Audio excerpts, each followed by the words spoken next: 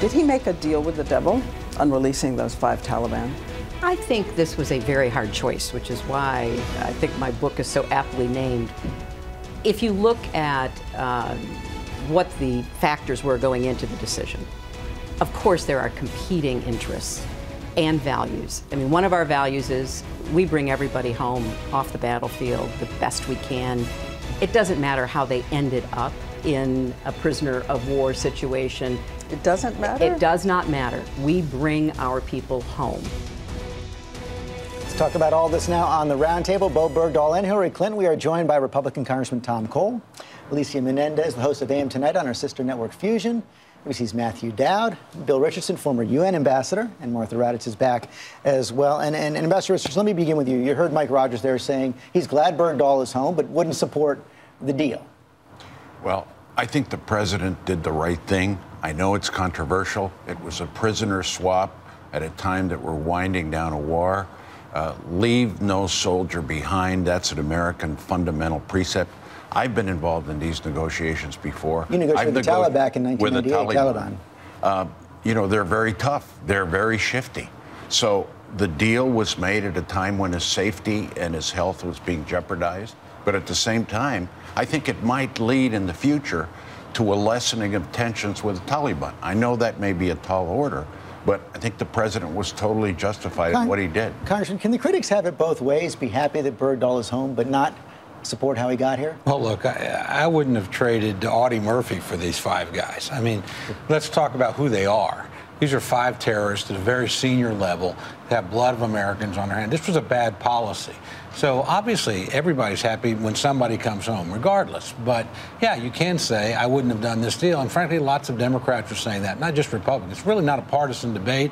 It's a debate of what's the appropriate thing to do in American foreign policy. This was a big mistake. I think this is an interesting issue to me because everybody sort of approaches it from a partisan lens, and I think it raises a lot of other big issues. I think for me, there's 3 big points in this. First, it's totally confusing to me.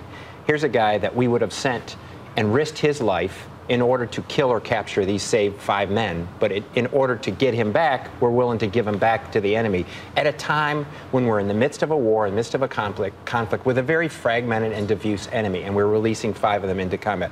The second big issue is this raises all kinds of concerns of, first, why were we in Iraq and Afghanistan to begin with, and why we're risking our men and women's lives in those wars that seem to have no real outcome on it? And second, as Byron Pitts would, here we have Guantanamo Bay, which is there's all kinds of human rights signals and human rights violations in the middle of this. So these prisoners have seen no justice, no fair process, and they're not even appealed in the Geneva Convention. And finally, 3, and from a political perspective on this, the White House administration has totally mismanaged this. The president and Susan Rice stood up there like this was Saving Private Ryan, and it turns out it's the gang that couldn't shoot straight. And when we have that situation, the president he should have never stood up there with those parents when he knew that the information about this soldier was going to come out. And that's what I wanted to take to Alicia. You know, you saw so many people who served with Bergdahl come out this week and show real anger and also suggest that other soldiers died searching for him. But how wonderful that we live in a country where our DOD will be able to make the determination of how he ought to be treated, right? Yes, we're in the middle of a war. We're at the end of a war. We're winding this down. This is what happens at the end of a war. We transfer and trade prisoners. And I think that it opens up a bigger conversation with the fact that we have a president who twice campaigned to close Guantanamo, one campaigning to do that. Are we actually going to be able to execute on that? To close the whole thing, it's going to be very tough. And meanwhile, there's also going to be this question, Martha, of what should happen to Bo Bergdahl. Now, you had those details of his state of mind right now, and you did see the military come out this week and emphasize more that his actions will be investigated. They have already been investigated. They found that he walked away willingly. The only Twice, thing, right?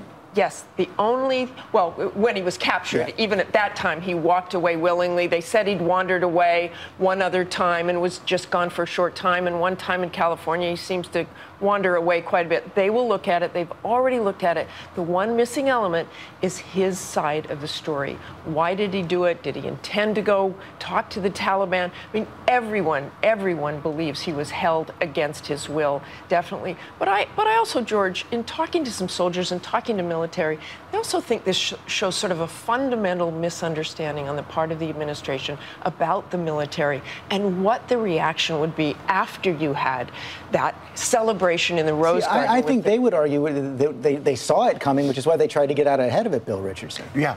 Look, there's no evidence that he's a deserter. He's a troubled young man, probably. Or a defector. But at the same time, But the soldiers look will what's say he's a happened. No, but deserter. look, I was a governor, and we dealt with a lot of young men that came back from Iraq and Afghanistan with PTSD, with mental issues. I mean, this is probably what happened to the young man. But that doesn't mean that we should not make every maximum effort to leave no soldier behind. And this was a time when our military, the Joint Chiefs of Staff, the Secretary of Defense said, unless we get them out now, and I know the Taliban, because of health and safety issues, we're never going to get them out. So we had to do But the this. vitriol's awful. I think we've gotten lost in this whole thing, whether or not he's a deserter. Obviously, every single human life has value, including the Taliban have value. Every single human life has value in this. I don't think that's the question. And I don't think it's a question. I have a son who served in Iraq and a brother that served in Panama and in Kuwait. It's no question that we shouldn't leave a soldier behind. The question becomes is, how do we do it? And when do we do it? And I think in this situation, most of the American public believes here are 5 enemy combatants. And whether they not think we're winding down the war, they're not winding down the war. They're going to continue to be enemy combatants, whether we're there or not. And we've just released 5 of them.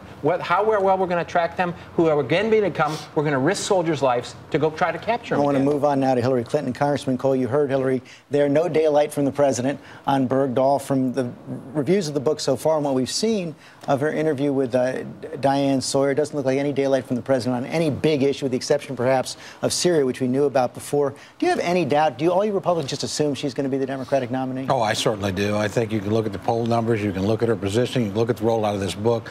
Not much doubt to me. And you can look at these really incredibly dull memoirs and know she's still a politician. We'll never get a great memoir out of Hillary Clinton until it's done. I mean, you never get a great memoir out of any politician until it's done. One of the things we have seen, though, Alicia, is fascinating that she is trying to clean up some past mistakes. For the first time, we now hear, boy, I was just absolutely wrong, plain and simple, on the Iraq war. Wouldn't do it during the 2008 campaign, probably why she lost. And also in the book and in the interview as well, a lot more emphasis on her softer side, which she also didn't do in the 2007-2008 campaign. Right, and on top of that, we see her building the case for her time as Secretary of State, saying, I have accomplishments I can point to in Iran, in Gaza, in China, reclaiming America's place in the world. What she's going to have to do next, though, is build an economic narrative that she can sell to Americans that actually get them excited about the possibility of her being president. I was a big believer, and I know you and I have had this conversation, that there was still a really good chance she wasn't going to run, that she still was not sure about that. After watching that interview and after watching this book roll out, there's very little possibility that she's going to run in the course of this. I think the big question mark in this memoir that came to me is she knows the difficult balance she has is what does she do with President Obama? Because she's projecting forward that President Obama is going to be an unpopular president, and getting a third term of in the Democratic Party after that is going to be very, very hard. And watching how she wrote this book, well, she mentions disagreements, but oh, by the way, I supported the president even though I disagreed with him. That's her biggest balancing act over the next year and a half. How does she handle President Obama? The other thing she's going to do is have ideas for the future, particularly on the economy, Bill Richardson. And we've seen one of your fellow former governors, Brian Schweitzer, out there talking about we can't have a candidate who's for the corporate wing of the Democratic Party. And even in our poll, it shows that most Democrats, even though they support Hillary Clinton, want a contest.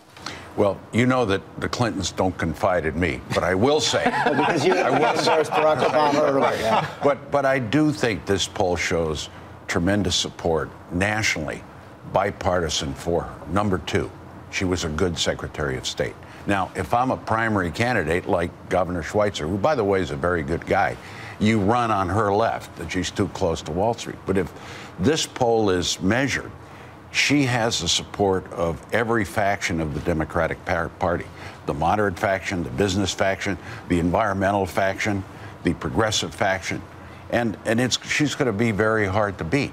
And lastly, on the loyalty issue, she showed her statesmanlike view that she would support the president on this Bergdahl issue and many other issues. And Martha, you covered her tenure as Secretary of State quite closely. How about the issue that Matt raised? Do you see any other places where she might try to open up more differences from the president down the road? I don't see anything in particular. And I think what this depends on is how people react to that narrative. Like Alicia said, she's laid out what she did as Secretary of State. the pushback is going to come now, and there are going to be a lot of people who say, wait a minute, you didn't make a difference here, you didn't make a difference there. What really did you do? George, inevitability is a huge burden to bear in this. She had it in 2008 and it didn't turn out well. She has it again. And in some respects, I'm going to try to bring in what happened in the Belmont Stakes yesterday, is she Secretariat? Or is she California Chrome, where she wins along the way and fades in the stretch? We've got to take a break, but quickly, what is her biggest vulnerability in your view? Frankly, when there's no place to grow, there's no place to go. She's at her maximum right now. I think almost anything she does is going to begin to alienate people that are within her coalition now. The coalition that's against her is actually very solid. It's not going to change. The people poll the same way. So I think as a long campaign is very much not to her advantage. Yeah, which is why she's trying to put it off. The best day of her campaign is the day before she announces.